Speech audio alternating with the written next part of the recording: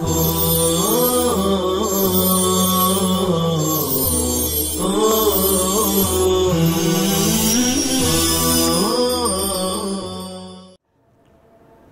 اللہ الرحمن الرحیم۔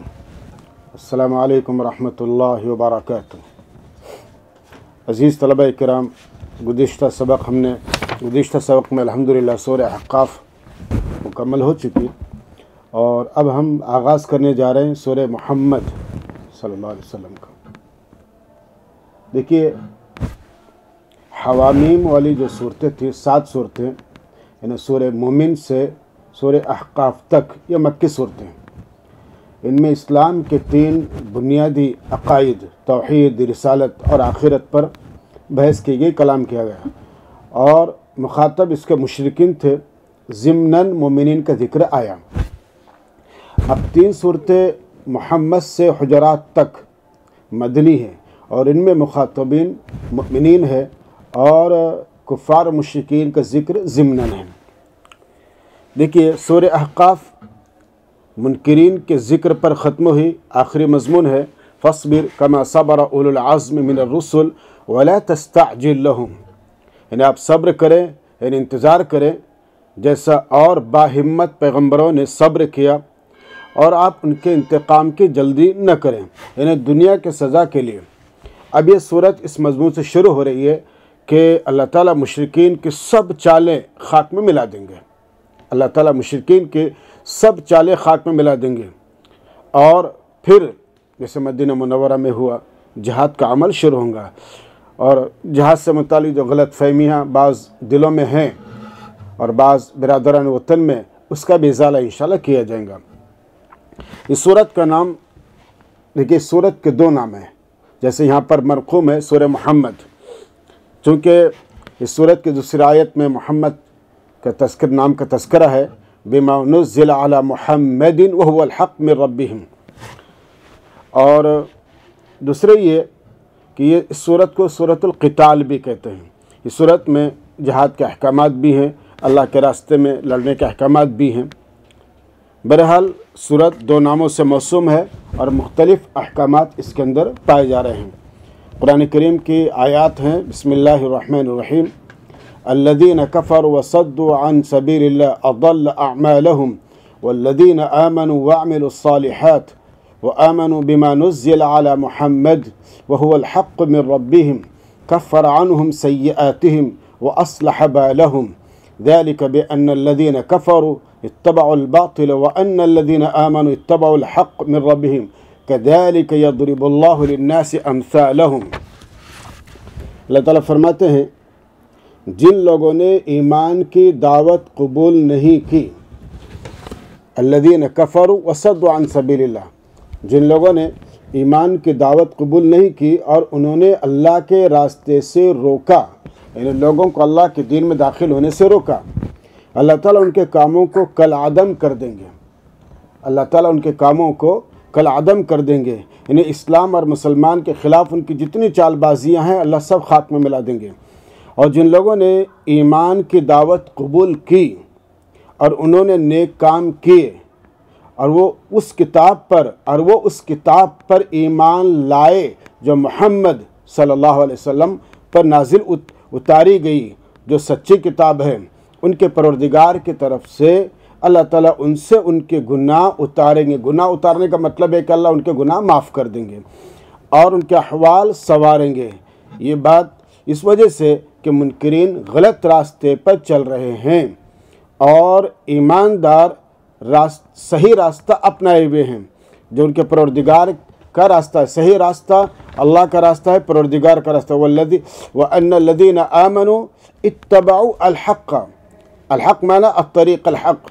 اور بہرحال وہ لوگ جو ایمان لائے وہ صحیح راستہ، ایمان کا راستہ اپنائے ہوئے ہیں جو ان کے رب کے طرف سے۔ كَذَلِكَ يَضْرِبُ اللَّهُ لِلنَّاسِ أَمْثَالَهُمْ، اسی طرح اللہ تعالیٰ لوگوں کے لیے ان کے احوال بیان فرماتے ہیں، جن سے فریقین کا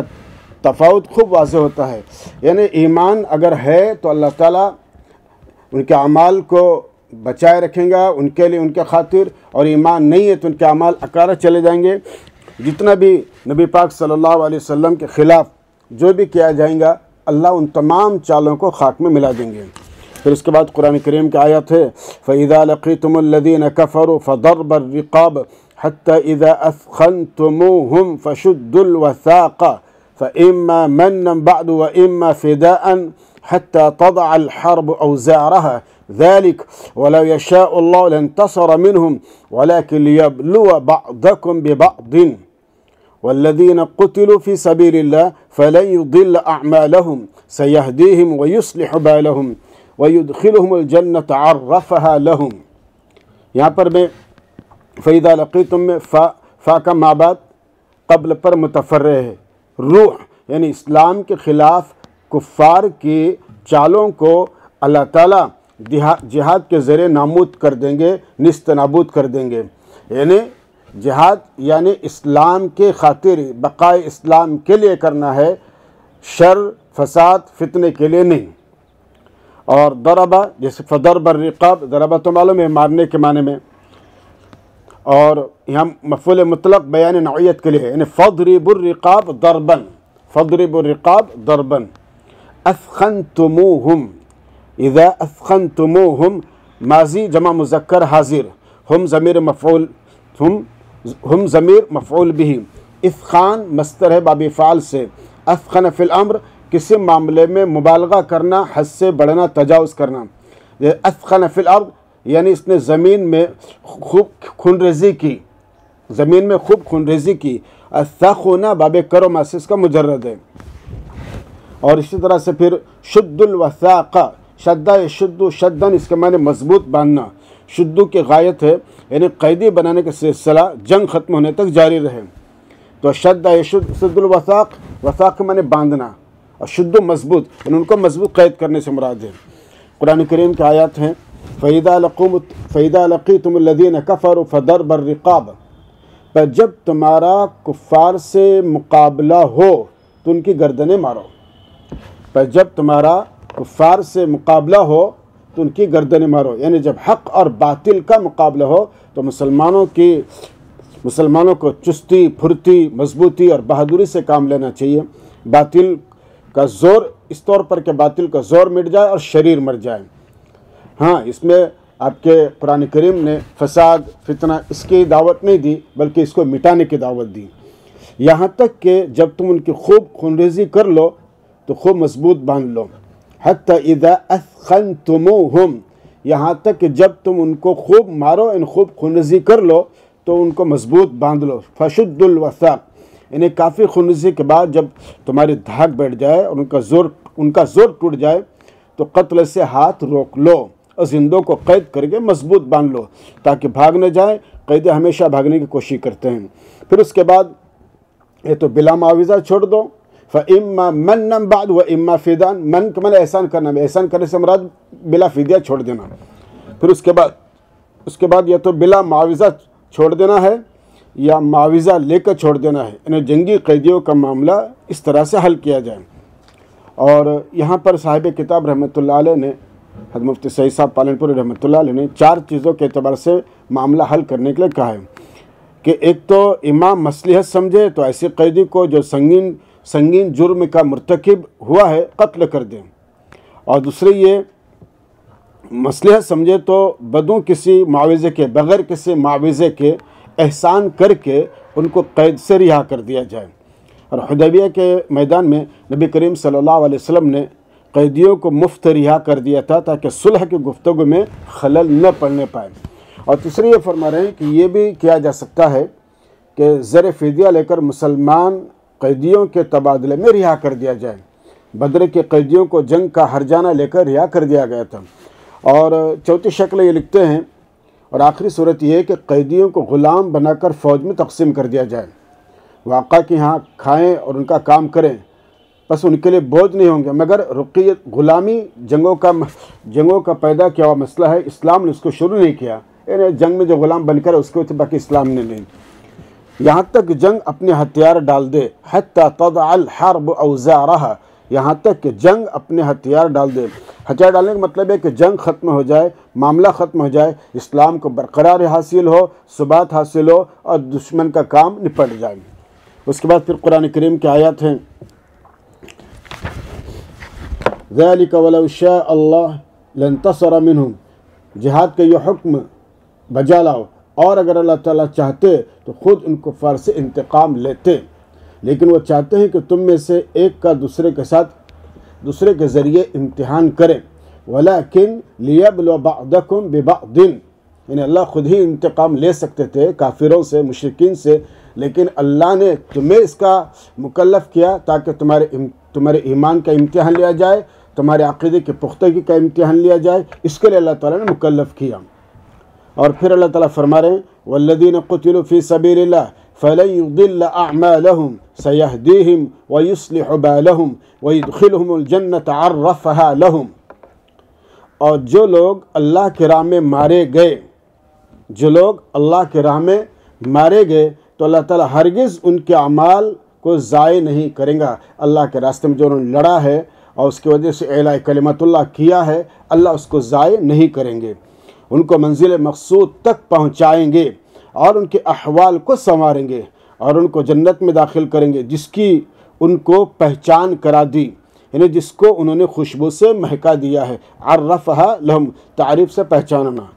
اس کے بعد قرآن کریم کی آیات ہیں یا الذین آمنوا ان تنصروا اللہ ینصرکم ویثبت اقدامکم والذین کفروا فتعس لهم واضل اعمالهم ذلك بانهم کرہوا ما انزل اللہ فاحبط اعمالهم افلم يسيروا في الارض فينظروا كيف كان عاقبة الذين من قبلهم دمر الله عليهم وللكافرين امثالها ذلك بان الله مولا الذین آمنوا وان الکافرین لا مولا لهم۔ تعسن مفعول مطلق میں فعل محذوف کا، ای تعیس تعسن، عامل کا محذوف، اس کے معنی منہ کے بل گرنا، ہلاک ہونا۔ قرآن کریم کی ان آیات کا ترجمہ ہے کہ اے ایمان والو، اگر تم اللہ کے دین کی مدد کرو گے، اگر تم اللہ کے دین کی مدد کرو گے تو اللہ تمہاری مدد کرے گا، یعنی اللہ تعالیٰ کو اس کے دین کے مدد کی ضرورت نہیں، محتاج نہیں اللہ تعالیٰ، وہ مدد کرنا ہمارے اپنے خیر اور بھلائی کے لیے ہے، اللہ ہر چیز سے بے نیاز ہے، اور البتہ اللہ کے دین کی اشاعت کے لیے جد و جہد محنت درکار ہے، اور اس میں محنت کرنے والے کا فائدہ نفع ہے،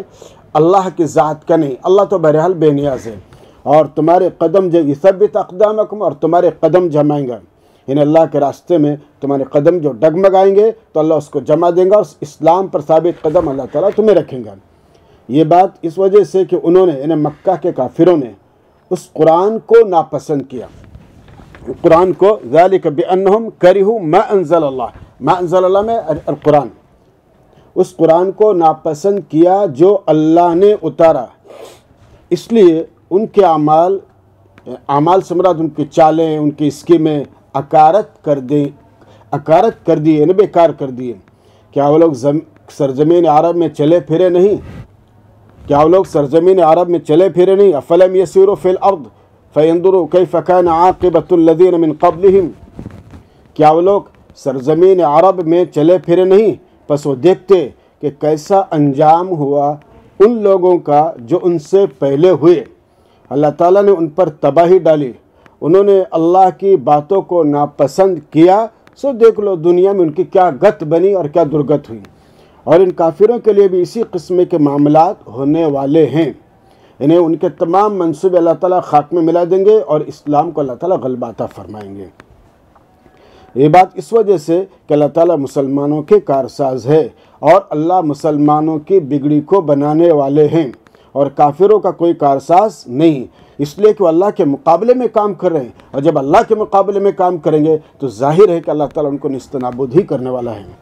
اس کے بعد پھر قرآن کریم کے آیات ہیں ان اللہ یدخل الذین آمنوا وعملوا الصالحات جنات تجری من تحت الانہار والذین کفروا یتمتعون ویأکلون کما تأکل الانعام والنار مثوی لہم، بے شک اللہ تعالیٰ ان لوگوں کو جو ایمان لائے اور انہوں نے نیک کام کیے ایسے باغات میں داخل کریں گے جن کے نیچے نہریں بہتی ہیں، جن سے باغات سدا بہار ہوں گے، اور جن لوگوں نے دین اسلام قبول نہیں کیا، والذین کفروا، تو ظاہر بات ہے کہ وہ عیش کر رہے ہیں، اور جن لوگوں نے دین اسلام قبول نہیں کیا وہ عیش کر رہے ہیں اور اس طرح کھا پی رہے ہیں جیسے چوپائے کھاتے پیتے ہیں، ان کا ٹھکانہ دوزخ ہے۔ یعنی کیا دنیا میں دونوں یکساں برابر نہیں ہیں؟ اللہ تعالیٰ ان کافروں کے لیے تھوڑی سی مہلت دیتے ہیں جس کو اچھے سے تعبیر کرتے ہیں، ورنہ اللہ کی طرف سے ان کی بہرحال پکڑ ہونی ہے۔ اور بہت سی بستیاں ایسی تھیں جو قوت میں آپ کی اس بستی سے بڑی ہوئی تھی جس نے آپ کو نکال دیا، ہم نے ان کو ہلاک کیا، سو ان کا کوئی مددگار نہیں تھا۔ اور اس کے بعد پھر اللہ تعالیٰ فرما رہے ہیں کیا بھلا جو شخص اپنے پروردگار کے واضح راستے پر ہو، افمن کان علی بینۃ من ربہ، جو شخص اپنے پروردگار کے واضح راستے پر ہو وہ اس شخص کی طرح ہو سکتا ہے؟ ظاہر بات نہیں ہو سکتا، جس کے لیے اس کی بدعملی مزین کی گئی ہو۔ کمن زین لہ سوء عملی، اور جو اپنی خواہشات پہ چل رہے ہیں، واتبعوا اہواءہم، اور جو اپنی خواہشات پر چل رہے ہیں، تو ظاہر بات ہے کہ دونوں برابر نہیں ہو سکتے۔ اور اس کے بعد پھر قرآن کریم کی یہ آیت ہے جس کا ترجمہ ہے مثل الجنۃ التی وعد المتقون، اس جنت کا حال جس کا پرہیزگاروں سے وعدہ کیا گیا ہے، اس میں پانی کی نہریں، فیہا انہار من ماء، اس میں پانی کی نہریں ہیں جس میں ذرا تغیر نہیں آیا، اور ایسی دودھ کی نہریں ہیں جس کا ذائقہ ذرا نہیں بدلا، اور ایسی شراب کی نہریں ہیں جو پینے والوں کو مزہ دینے والی ہیں، وَلَهُمْ فِيهَا وَأَنْهَارٌ مِّن خَمْرٍ لَذَّةٍ لِّلشَّارِبِينَ، اور ایسی شراب کی نہریں ہیں جو پینے والوں کو مزہ دینے والی ہیں، اور صاف شفاف شہد کی نہریں، وَأَنْهَارٌ مِّنْ عَسَلٍ مُصَفًّى، اور صاف شفاف شہد کی نہریں ہیں، اور ان کے لیے اس میں ہر قسم کے پھل ہیں، وَلَهُمْ فِيهَا مِن كُلِّ الثَّمَرَاتِ، اس میں ان کے لیے ہر قسم کے پھل ہیں، وَمَغْفِرَةٌ مِّن رَبِّهِمْ، اور ان کے پروردگار کی طرف سے بخشش۔ کیا یہ لوگ اس شخص کی طرح ہوں گے جو ہمیشہ دوزخ میں رہے گا؟ ظاہر بات دونوں برابر نہیں ہو سکتے۔ اور اس کو کھولتا پانی پینے کو دیا جائے گا، بس وہ اس کی آنتوں کے ٹکڑے ٹکڑے کر دیں گا۔ وَسُقُوا مَاءً حَمِيمًا فَقَطَّعَ أَمْعَاءَهُمْ، امعاء مع ان کی جمع، اس کے معنی آنت، جس کے آنت کو ٹکڑے ٹکڑے کر دیں گا۔ اللہ تعالیٰ ہر مسلمان کی ایسے عذاب سے اللہ تعالیٰ حفاظت فرمائے، اور ہر انسان کو اللہ تعالیٰ ہدایت پر گامزن فرمائے۔ آج کی اس مجلس میں ہم اس پر اختتام کرتے ہیں، انشاءاللہ آئندہ مجلس میں بقیہ پر کلام کریں گے۔ والسلام علیکم ورحمۃ اللہ وبرکاتہ۔